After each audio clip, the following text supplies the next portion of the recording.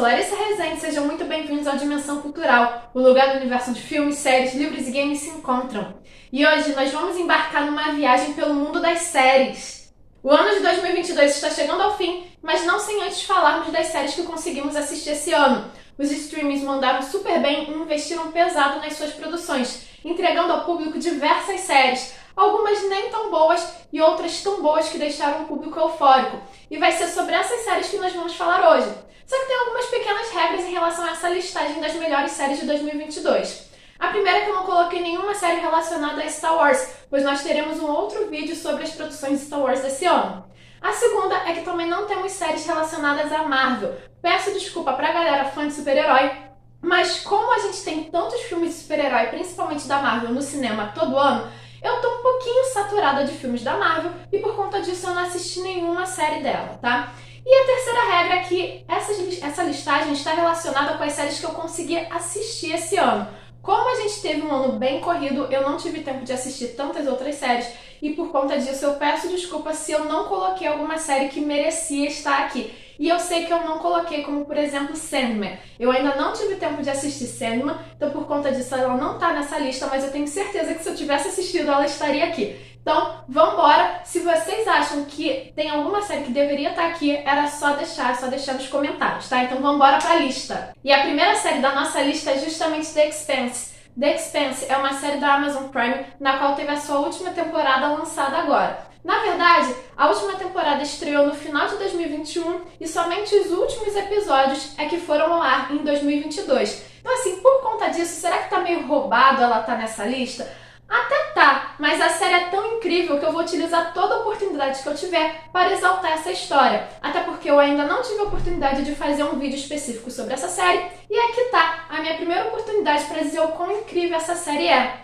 The Expanse vai narrar as aventuras da tripulação da Canterbury, que vai se ver envolvido numa conspiração política ao descobrir uma vida extrasolar. Ou seja, nesse momento a gente está falando de uma ambientação em que a humanidade conseguiu colonizar o sistema solar, não descobriu nenhuma vida fora do planeta e agora descobrimos aí uma vida, digamos, alienígena, né?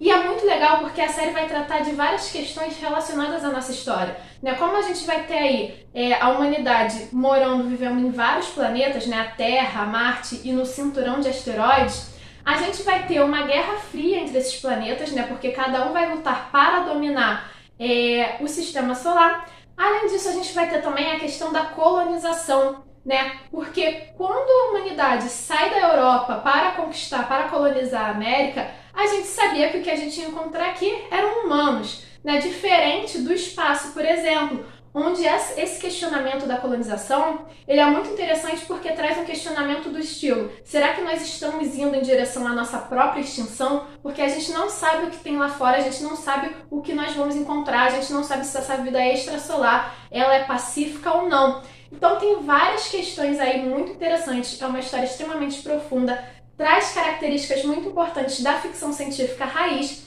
e os seus personagens, eles não são bons ou maus, eles não são brancos ou pretos, eles são cinzas, né? Eles lutam pelo que eles acreditam, pelos que eles acham certo, independente de ser errado do ponto de vista de outra pessoa. Então, por conta disso tudo, The Expanse, ela vai se consagrar como uma das melhores ficções científicas que nós tivemos nos últimos anos. E se The Expanse traz ao público a ficção científica raiz, nós tivemos uma outra série que vai trazer a raiz do terror, que é justamente Gabinete de Curiosidades. Gabinete de Curiosidades é uma série da Netflix dirigida por Guilherme Del Toro, na qual vai trazer diversos contos de terror, alguns escritos pelo próprio Del Toro, outros baseados em outros autores, como por exemplo A.P. Lovecraft.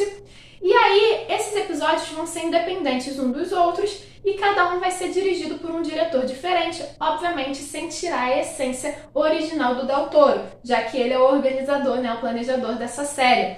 Então, Gabinete de Curiosidades é uma série assim muito legal porque vai trazer ambientações muito clássicas, assuntos muito clássicos do terror, alguns movimentos, né, algumas estruturas narrativas meio clichês, mas isso não vai tirar a graça das histórias, muito pelo contrário. Cada história é única, é especial da sua forma e vai conseguir envolver o espectador. E seguindo a nossa linha da Netflix, na verdade a Netflix vai dominar a nossa lista, nós temos Boneca Russa. Depois de esperar anos e anos, nós finalmente tivemos a segunda temporada de Boneca Russa e agora, a Nadia ela vai enfrentar uma viagem no tempo. Depois de morrer diversas e diversas vezes no dia do seu aniversário na primeira temporada, agora ela vai ter a oportunidade de voltar no tempo para a consciência da sua mãe, para tentar consertar os erros que a sua família cometeu.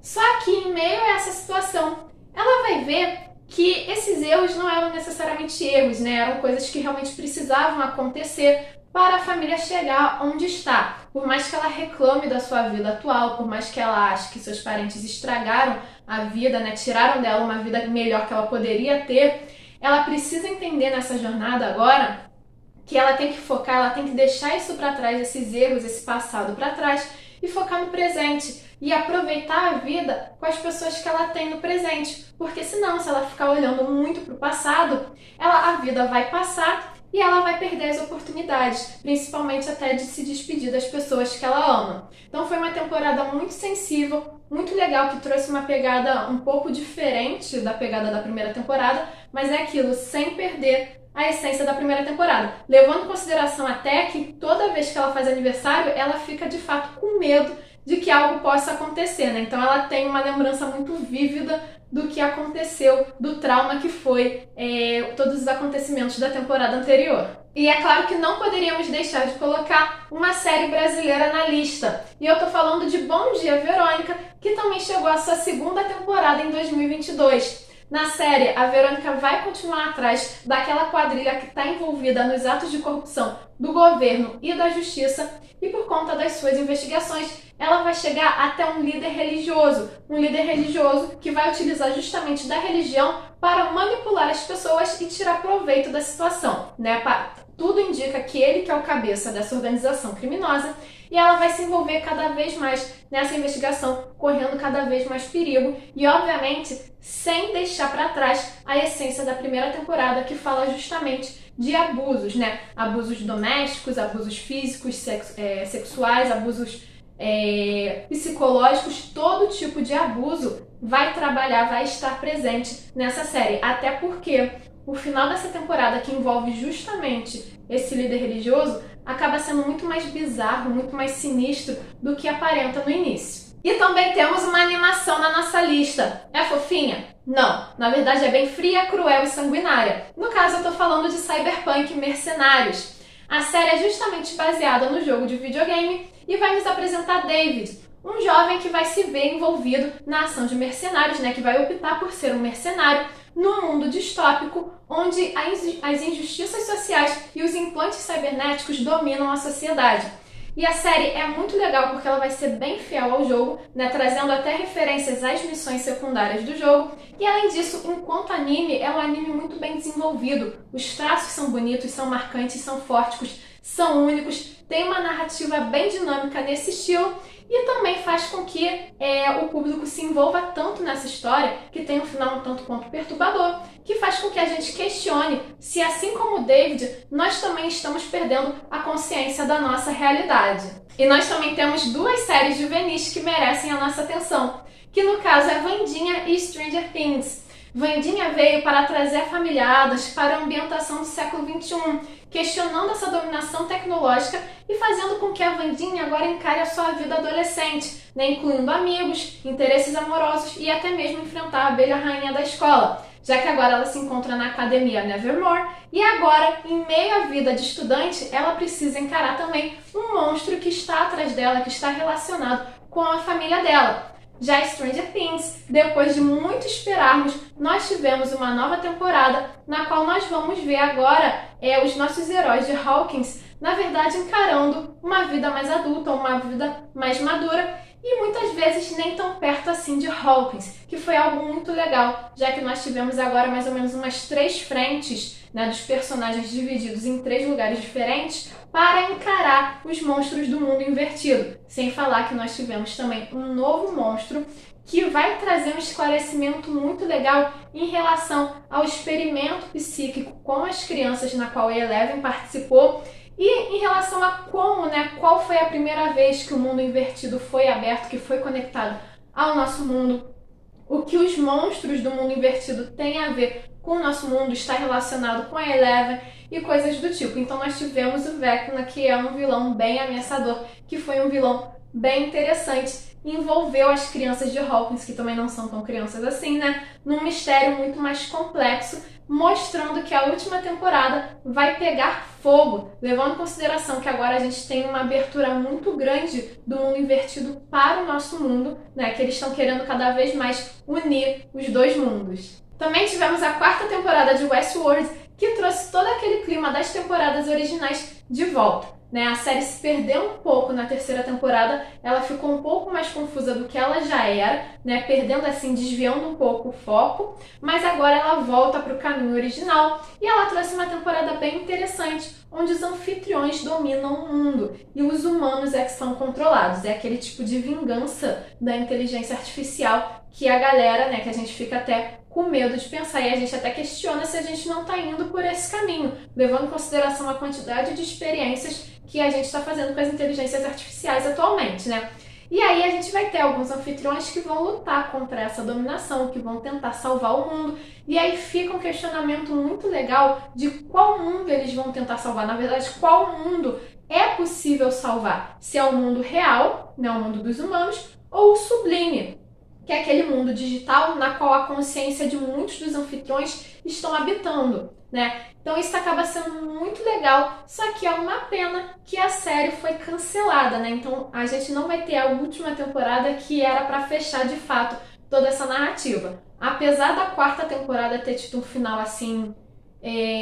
satisfatório, digamos assim, é um final que não te deixa agoniado para uma próxima temporada, é um final sim, tranquilo, justo, mas a gente estava esperando ainda esse grande questionamento se o Sublime seria salvo ou não. E em 2022 nós tivemos a fantasia medieval dominando o mundo das séries e, consequentemente, vai dominar a nossa lista também. Nós temos The Witcher, Os Anéis do Poder e House of the Dragon. E é muito legal porque The Witcher, apesar dessa nova temporada ter começado um pouco arrastada, ela logo pega o ritmo logo em seguida, e trouxe uma expansão muito grande em relação ao universo de The Witcher, apesar de uma galera que é muito fã dos livros e dos games não ficarem tão satisfeitos assim em relação às modificações que foram feitas em alguns personagens. Mas foi muito interessante a gente ver essa expansão do universo, a gente vê o local onde os bruxos habitam, a relação do Geralt com a Cirilla,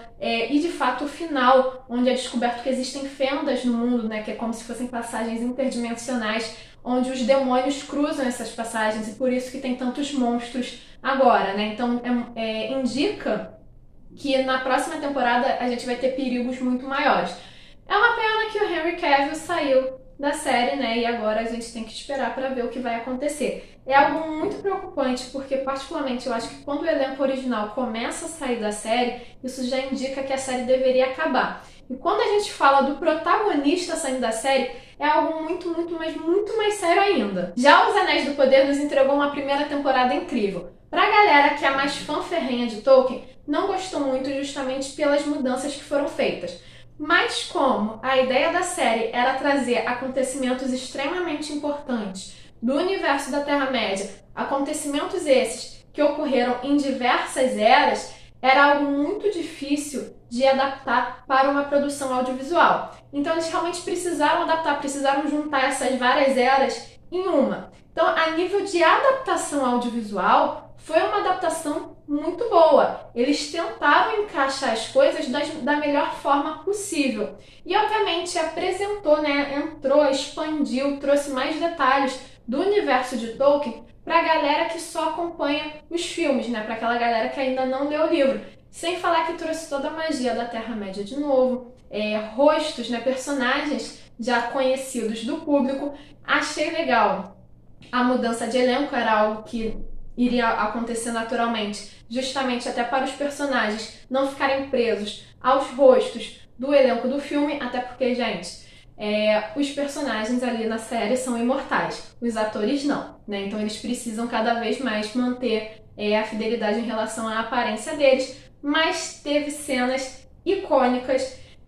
A interação entre elfos e anões é sensacional. A mudança, né, a criação final das Terras do Sul para a criação de Mordor é assim icônica. Então foram momentos, foram referências que os fãs conhecem, né, tanto os fãs dos livros quanto os fãs somente do filme. Então trouxe uma familiaridade muito grande e trouxe todo aquele tom de magia de Tolkien novamente. E House of the Dragon nos trouxe o universo de Game of Thrones de volta.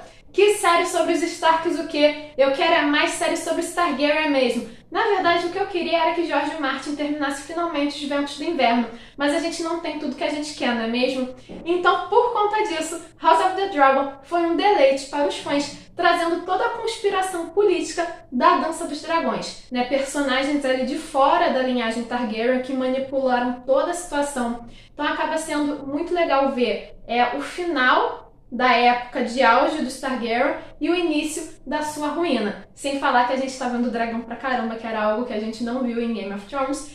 E na verdade está nos mostrando que existem outras famílias de Westeros que são muito mais interessantes do que os próprios Starks, que ofuscaram ali os outros personagens na série original. E é claro que eu iria deixar a melhor série de 2022 para o final.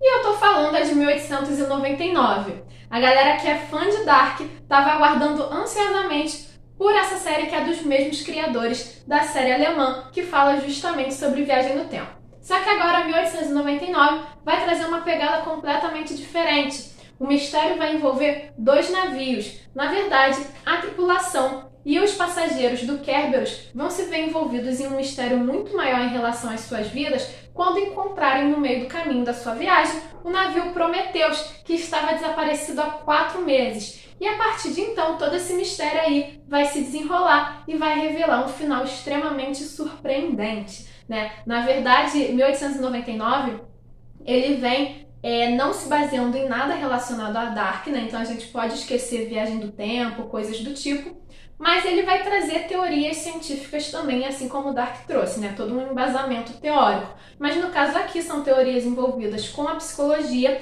e também com a filosofia, principalmente em relação ao mito da caverna de Platão. E algo muito legal foi justamente o elenco diversificado que a série trouxe.